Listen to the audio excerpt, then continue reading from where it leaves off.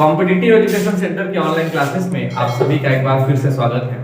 Reasoning का एक महत्वपूर्ण टॉपिक है डाइस यानी पासा, और इससे लगभग सभी एग्जामों में प्रश्न पूछा जाता है। तो आइए उसी को ही एक मैं शॉर्ट वीडियो के माध्यम से आपको पूरी चीजें यहाँ पर क्लियर कराने वाला हूँ। एकदम आसान भाषा में बताऊंगा और सारे प्रश्न आपको बनने लगेंगे। एक दो प्रश्न का हम लोग यहाँ पर प्रैक्टिस भी करेंगे। तो चलिए, डाइस और पासा होता क्या है? आप सभी ने देखा होगा कि डाइस या पासा, एक आप जब लूडो खेले होंगे तो इस प्रकार से आपको एक लूडो का गोटी यहाँ पर देखने को मिलता होगा। यही डाइस है। डाइस एक 3D त्रिविमीय संरचना होती है जिसमें 6 अंक होते हैं, यानी 1 से लेकर 6 तक अंक होते हैं। लेकिन आपको जब प्रश्न दिया जाएगा तो केवल 3 ही अंक आपको दिखाई देंगे। ठीक है, इसमें सतह की संख्या कितनी होगी? 1 2 और 1 2 3 और 1 इसके पीछे 4। सतहों की संख्या तो होगी 6। ठीक है, कोने कितने होंगे? यहां पर कोने 4 और इसके नीचे 4, 8 कोने होंगे। और किनारे कितने होंगे? किनारे यानी ये वाला पार्ट कहला रहा है किनारे। ये किनारे की संख्या होती है 12। ये एकदम बेसिक कॉन्सेप्ट है पासा का यानी डाइस का। 1 से 6 तक अंक होंगे, लेकिन आपको 3 ही अंक हमेशा दिखाई देंगे। ठीक है, सतह होंगे 6, कोने होंगे 8 और किनारे होंगे 12। अब इसमें प्रश्न कैसा पूछा जाता है? आपको एक डाइस दे दिया जाएगा या 2 डाइस दे दिया जाएगा या 2 से अधिक डाइस दे दिया जाएगा, और हमेशा आपसे पूछा जाएगा कि किसी अंक के विपरीत अंक कौन सा होगा। जैसे एक प्रश्न लेते हैं हम लोग जिसमें पासों की संख्या, पासे की संख्या जब 1 दी गई हो। ठीक है, पासे की संख्या जब 1 हो। इस प्रकार के प्रश्नों को हम लोग पहले सॉल्व करके देखते हैं। जब पासे की संख्या 1 हो तब आपको कैसे सॉल्व करना है ये मैं यहां पर अभी बताने वाला हूं। तो चलिए एक प्रश्न देखते हैं, फिर उसको सॉल्व करके देखेंगे।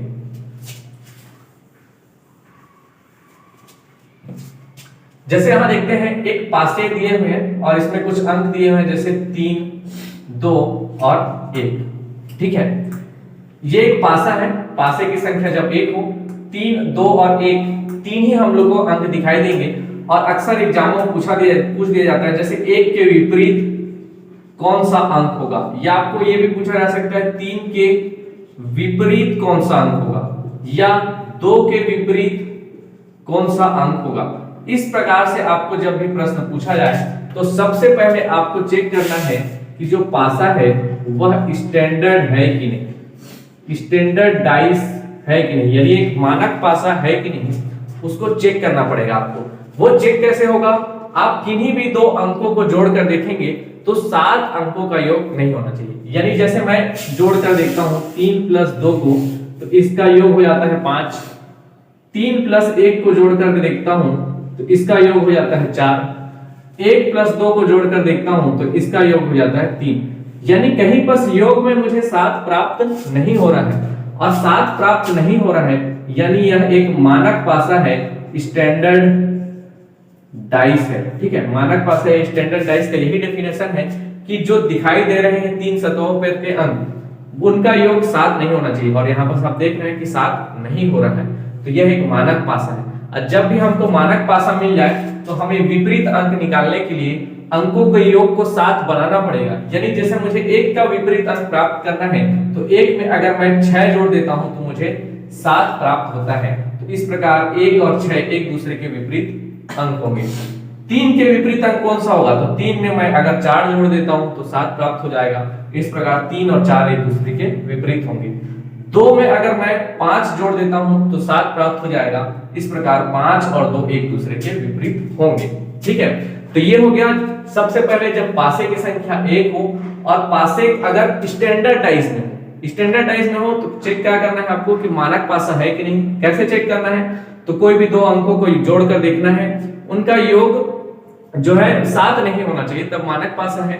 और जो अंक जोड़ने पर योग 7 आ रहा है वही उसका आंसर हो जाएगा। जैसे 1 में मैं 6 जोड़ रहा हूं, यहाँ पर 1 का विपरीत अंक निकालना है, यानी 1 के विपरीत में कौन सा अंक होगा। ठीक है, 1 में 6 जोड़ देने पर 7, यानी 1 के विपरीत 6 होगा। ये आपको ध्यान रखना है। चलिए, अगर इसके विपरीत अगर हम लोग देखें कि जब मानक पासा आ जाए, यानी मानक पासा ना आए, ठीक है, स्टैंडर्ड डाइस ना आए, तब कैसे उसको सॉल्व करना है?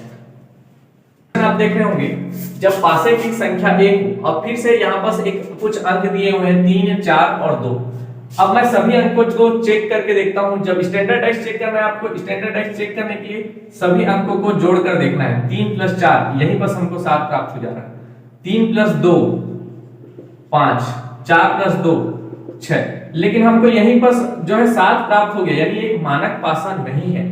और जब भी मानक पासा नहीं है मतलब इनके विपरीत अगर कोई भी अंक पूछा जाए तो जो दिखाई नहीं दे रहे हैं उनमें से कोई भी अंक हो सकता है। जैसे अगर मेरे को 3 के विपरीत कुछ अंक पूछा जाए कि 3 के विपरीत क्या होंगे, और मैंने यहाँ चेक कर लिया है कि स्टैंडर्डाइज नहीं है, तो 3 के विपरीत 4 और 2 और 3 को छोड़कर जो भी अंक बच गए, जैसे 1 बच गया, 5 बच गया, 6, ये 3 के विपरीत ये तीनों संख्याएं हो सकती है। यानी 1 भी हो सकता है, 5 भी हो सकता है और 6 हो सकता है। ये कब के केस में, जब स्टैंडर्डाइज नहीं आ रहा है। तो इस प्रकार के प्रश्नों को भी आप सॉल्व कर सकते हैं। 2 के विपरीत पूछा जाए तो भी यही आंसर होगा, 4 के विपरीत पूछा जाए तो भी यही आंसर होगा। ठीक है, चलिए अब पढ़ते हैं जब पासे की संख्या 2 हो, इस टाइप के क्वेश्चन की ओर। यहां बस आप देख रहे होंगे पासे की संख्या 2 है और 2 सतहों पर के अंक समान है। ठीक है, 2 सतहों पर के अंक समान कहने का मतलब है 1 और 3 यहां पर भी है, 1 और 3 यहां पर भी है।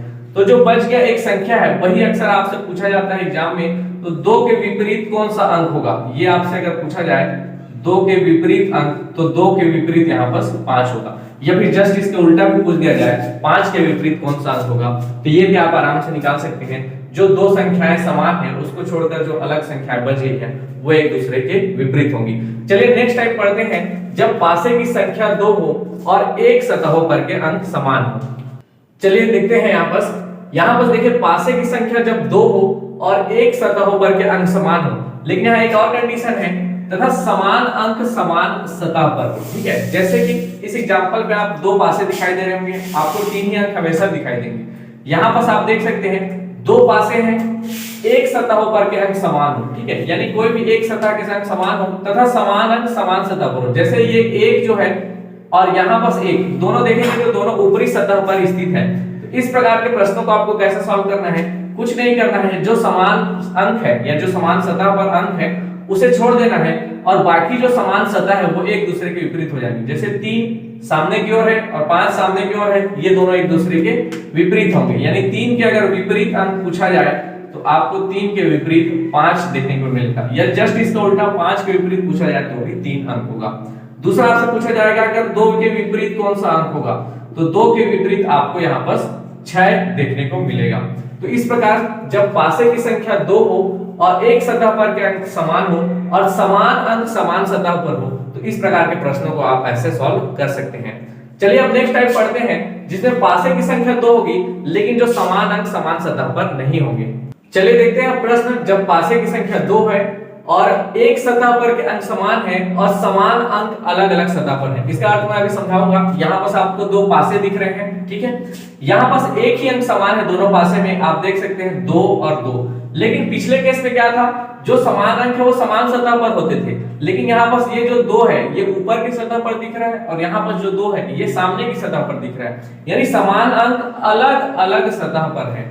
इस प्रकार के प्रश्नों को आपको कैसे सॉल्व करना है, तो जो समान सतह है उसको आपको कैच करना है और यहां से आपको क्लॉकवाइज डायरेक्शन में घूमना है। जैसे मैं 2 लिख लेता हूं और 2 के बाद क्लॉकवाइज डायरेक्शन में संख्याओं को लिखना चालू कर देता हूं, 2, 4 और 3 इस प्रकार से लिख लेता हूं। फिर यहां पर देखें तो यहां पर भी समान सतह को कैच करना है, तो यहां से 2 और फिर 1 और फिर 5। अब यहां पर आपको कोई भी विपरीत अंक पूछा जाए, जैसे 4 के विपरीत अंक पूछा जाए तो आपको 1 देखने को मिलेगा, या 1 के विपरीत पूछा जाए तो जो उसके जस्ट ऊपर वाली संख्या है वो उसका विपरीत अंक होगा। 3 के विपरीत पूछा जाए तो 5, या फिर 5 के विपरीत भी पूछा जाए तो 3 होगा। अब यहाँ पास देखेंगे आप तो एक ही अंक मिसिंग है वो है 6, तो किसी भी एक संख्या को रिप्लेस कर दीजिए 2 में से और ये हो जाएगा 6। यानी 2 के विपरीत पूछा जाए तो 6 होगा और 6 के विपरीत पूछा जाए तो 2 होगा। तो इस प्रकार से जब पासे की संख्या 2 हो और एक सतहों पर के अंक समान हो और समान अंक अलग अलग सतह पर, जैसे आपने देखा कि 2 और 2 अलग अलग सतह पर हो, तो इस प्रकार के प्रश्नों को सॉल्व करने के लिए आपको एक बार, अगर आपको नहीं समझ में आया होगा तो फिर से एक बार देख लीजिएगा इसको कि क्लॉकवाइज डायरेक्शन में आपको घूमना है। तो मैंने जैसे 2, 4, 3 लिखा और फिर इसे इस डाइस में आएंगे तो 2, 1, 5 को जस्ट इसके नीचे में लिखा। फिर जो सेम अंक मिला था 2, 2 उसमें से एक 6 मिसिंग था तो मैंने उसको रिप्लेस किया। जो उसके नीचे में आएंगे यानी ऊपर नीचे के अंक जो होंगे वो एक दूसरे के विपरीत होंगे। चलिए अब मैं आपको इसका मिला जुला रूप जब पासे की संख्या 2 से भी अधिक हो तब आपको कैसे सॉल्व करना है इसको एक एग्जांपल के थ्रू बताता हूं। तो मैं प्रश्न आपको दिखाता हूं, फिर उसको वहां पर सॉल्व करके बताता हूं। जितने भी अभी नियम पढ़े वो सब उसमें अप्लाई करके देखना है और उसी के आधार पर ही क्वेश्चन बनेंगे। चलिए देखते हैं। यहाँ पर एक प्रश्न देखते हैं। यहाँ पर आप देख पा रहे हैं 2 से अधिक यानी 3 पासे दिए हुए हैं और यहाँ पर प्रश्न पूछा गया है दिए गए प्रश्न में 3 के विपरीत कौन सा अंक होगा। अब आपको 3 के विपरीत अंक पहचानना है, ठीक है, कौन सा होगा ये आपको बताना है। तो जब भी याद रखिएगा 2 से अधिक पासे दिए हों तो आपको किन्हीं भी 2 ही पासे को लेकर हल करना है। तीसरे पासे को 3 पासे से हल नहीं होगा, यानी एक पासे से या तो हल होगा, अगर एक से भी नहीं हल हो रहा है तो किन्हीं 2 पासों से ही लेकर आपको हल करना है। तो चलिए मैं सबसे पहले इस पासों को लेकर देखता हूं, ठीक है, क्या इससे मेरे को 3 के विपरीत अंक प्राप्त हो रहा है। तो सबसे पहले मैं इसी से अगर लेकर इन दोनों पासों को चलो मैं लेकर एक ट्राई करता हूं, ठीक है। तो यहाँ पर मेरे को 3 के विपरीत अंक पूछा है। यहाँ पर इन दोनों में समानता क्या दिख रही है, 3 और 1 समान है और 3 और 1 समान है। तो मेरे को यहाँ पर जो मिल रहा है 2 के अपोजिट 5 होगा, लेकिन मुझे तो पूछा है 3 के अपोजिट, तो इन दोनों पासों को लेना मेरे लिए सही नहीं होगा। चलिए अब मैं नेक्स्ट पासे की ओर बढ़ता हूँ, इन 200 पासों को लेकर मैं सॉल्व करता हूँ। तो यहाँ पर अगर आप देख पा रहे होंगे तो इन दोनों पासों में क्या समानता दिख रही है, इन दोनों पासों में ये समानता दिख रही है। यहाँ पर 3 दिख रहा होगा आपको, ये 3 इस प्रकार है और यहाँ पर 3 इस फेस में दिया है, ठीक है। और कुछ समान दिख रहा है क्या, नहीं दिख रहा है। तो इन दोनों से भी मैं 3 का अपोजिट नंबर निकाल सकता हूं। कैसे, 3 और 3 दोनों अलग अलग सतह पर है, ठीक है, यानी एक सतह पर अंक समान है लेकिन दोनों अलग अलग सतह पर है। तो इस प्रकार के क्वेश्चन के लिए मैंने बताया था कि जो समान अंक है उसको आपको लेकर चलना है और वहां से क्लॉकवाइज डायरेक्शन में घूमना है और नंबरों को लिखते जाना है। तो जैसे यहां पर अगर आप देख पा रहे हैं तो 3, 5 और फिर 1, यहां से अगर मैं चालू करूं तो 3, 2 और 4 क्लॉकवाइज डायरेक्शन में 3, 2 और 4। अब इससे ही आप 3 के अपोजिट निकाल सकते हैं। 1 के अपोजिट में 4 होगा, 5 के अपोजिट में 2 होगा और 3 के अपोजिट में चूंकि यहाँ पर 6 ही अंक होते हैं पासे में, तो मैं 1 3 को यहाँ पर 6 बना सकता हूँ और 3 के अपोजिट में 6 अंक होगा।